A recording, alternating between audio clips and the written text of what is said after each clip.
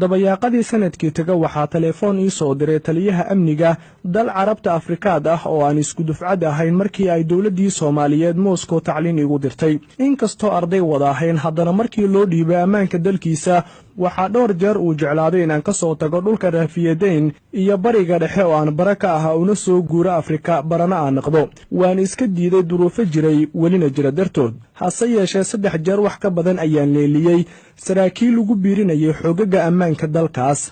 bil ka hor ayuu igu marti sooray dalkiisa inkastoo da'da 70aad aan kor u dhaafay albaabka aakhirana aan taaganahay nolosha adduuna aan isaga qashdhacay haddana kama rajabeelin in aan arko madax Soomaaliyeed oo ugu yaraan dhaqan Soomaaliyeed leh kalena garanaya qofka Soomaaliga ah iyo kan aan Soomaaliga ahayn sida ay u kala mudan yihiin taliyaha aan iska diiday inaan magaciisa iyo dalkiisaba idin sheego wuxuu ii dhiibay qoraal ka kooban 5 bog oo laga soo xulay war ay soo tabiyeen saraakiisha wardoonka ee hay'adiisa nuxurku waxa uu ahaa doorashada Soomaaliya iyo sida dowladaha danta kale ay u arkaan dowladaha Itoobiya iyo Kenya waxa ay ka midaysan yihiin warwarka ay ka qabaan in la doorto Maxamed Cabdullaahi Farmaajo sababta ugu weyn waxa ay tahay hamigiisa siyaasadeed waxa ugu horeeya xoogii dalka Soomaaliyeed arrintaasna masaalixda labada dal uma adeegayso sidoo kale shacabka ayaa xoog u taageersan haddii madaxweyne uu noqdana waxaa suuragal ah inuu ka faa'iideysto taageerada shacabka una sahlaysa in dowladiisu ay bedesho aragtida xoogaga mayalka adag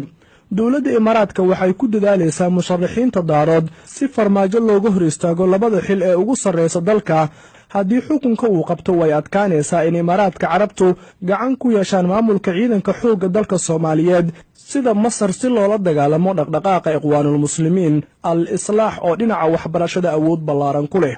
dowladda Masar waxay ku haminaysaa inay yeelato beeraha ku teesan webiga Shabeelle waxaa sacabsi ay ka qabtaa isbeddelka dhacaya war laga keenay Qaahirana waxa uu muujinayaa dhaqaalaha Masar in uusan u wanaagsaneyn in Farmaajo uu ku soo baxo doorashada sida awgeedna xukunka askarta ee Masaaridu waxay ka codsanayaan Imaaraadka in dhaqaale fiican ay ku bixiyaan sidii loo soo saari lahaa nin aan ahayn Maxamed Cabdullaahi Farmaajo laakiin daarood ah si aysan u suuro gelin in Farmaajo mar kale uu noqdo wasiirka koowaad sidoo kale wasiirkii waxbarashada Dr. Nuur oo reer Hiiraan ah ayaa lagu sheegay in dhawaanahani uu wada olole xoog leh laakiin lama sheegin cidda uu la siyaasad yahay fariimaha qaar ayaa lagu sheegay intii uu ahaa wasiirka koowaad 2010kii waxaa ka mid ahaa qorshihiisa in la xakameeyo cuntooyinka la soo dhoofsado lana kobciyo suuqna loo yeelo kuwa dalka laga soo saaro iyadoo la hirgelinayo warshado yaryar oo saamilay Soomaali ah ay leeyihiin haddii qorshahaas uu la yimaado mar kale waxa adkaan doonto rajada ay Masar ka leedahay Hiiraan iyo webiga Shabeelle beeraha ku yaal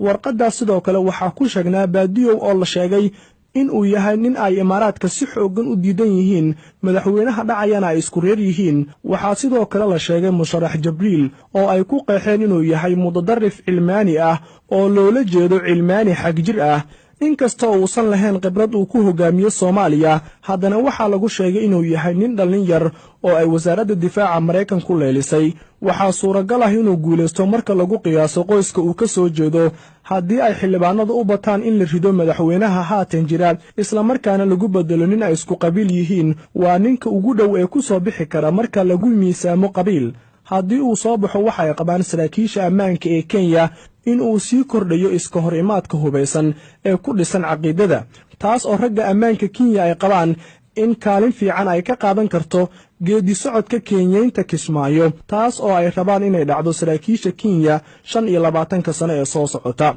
fariimaha Imaaraadka waxaa xoog loo adeegsaday ereyga faragelinta qaawan ee Turkiga inaan loo ogolaan Soomaaliya iyo ka faa'iideysiga suuqa Soomaaliya kaas oo yareeyay dalabkii Imaaraadka uga imaan jirtay tan iyo intii dowladda Turkigu ay faraha la soo gashay siyaasadda Soomaaliya sidoo kale Turkigu waxa uu kala dhantaalay awoodda iyo midnimada ummadda Carbeed sida awgeed waa in golaha iskaashiga qaliijku si wadajir ah ay u wajahaan khatarta Cusmaaniyiinta cusub fariinta ka timid geeska Afrika oo aan isiri warkaas waa Soomaalida ku xiran Soomaaliya ayaa ku sheegtay Sheekh Shariif Sheekh Axmed inuu yahay ninka nasiibkiisu uu siiyay in mar madaxweyne uu ka noqdo dalkan laakiin aad ayay u adag tahay in mar kale uu helo cid maqasha doorashadana waxaa adag inuu ka soo gudbo wareegga koowaad maslax maxamed siyaad riyadu ku jiray ayuu Shariif Xasanna ku jira doorkan ayaa lagu sheegay fariintan waxaase aad ii xiise geliyey warbixin ka timid Addis Ababa. Dowladda Itoobiya ayay aad ugu adag tahay xilligan inay ka qiyaas qaadato cidda ku soo baxaysa doorashada Soomaaliya. Sababtuna waxay tahay xildhibaanada waxaa lagu soo doortay si ka duwan hanaankii hore. waxaa meelo badan ka soo baxay dhalinyaro badan oo aan la aqoon badankoodna aan wax balwad ah lagu ogeyn. sidoo kale waxay Itoobiya aaminsan tahay laaluushku inuusan shaqayn doonin marka la gaaro wareegga labaad. waxaa suuragal ah haddii farmaajo wareegga labaad uu soo gaaro in ay adag tahay in la loodiyo. xildhibaano badan oo dhalinyaro ah ayaa la soo doortay ha ku yimaadaan laaluush iyo lacag inta badan laga helay madaxweynaha hadda dhacaya iyo kuwa gobolada. sidoo kale xildhibaano badan oo lacag ka qaatay madaxweyne xasan sheekh ayaa la ogyahay in codkooda ay siin doonaan cid kale. isku duub Itoobiya waxay aaminsan tahay haddii Maxamed Cabdulaahi Farmaajo uu ka soo gudbo wareegga koobaad inuu yahay madaxweynaha 4 sano ee soo socota, xamarna waxa hubaal ah in markaasi ay geli doonto waji cusub.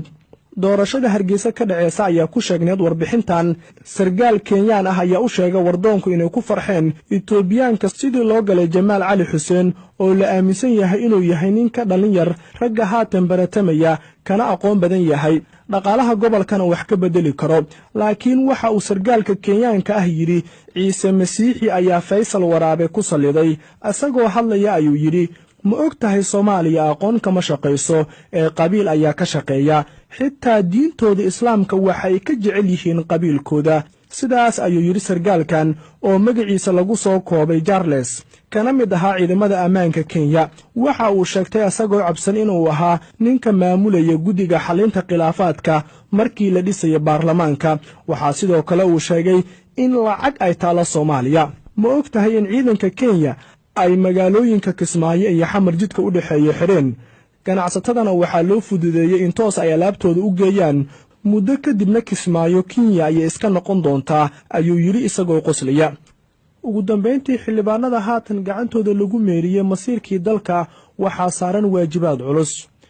waana in aad doorataan ciddii aad ku aamini lahaydeen in ubadkiina uu nolol karaamo leh u diyaariyo, sidoo kalena berri dalka ku hogaamiyo marka qoortana loo laabo. mana aha in aad laaluush gurataan dalkana aad dayacdaan. haddiise sidaas aad samaysaan jiilka dambe ayaa idin nacladi doona. xildhibaanow codkaaga maanta ayay tala kula joogtaaye dalkan la duleeyo ugu hiili codkaaga.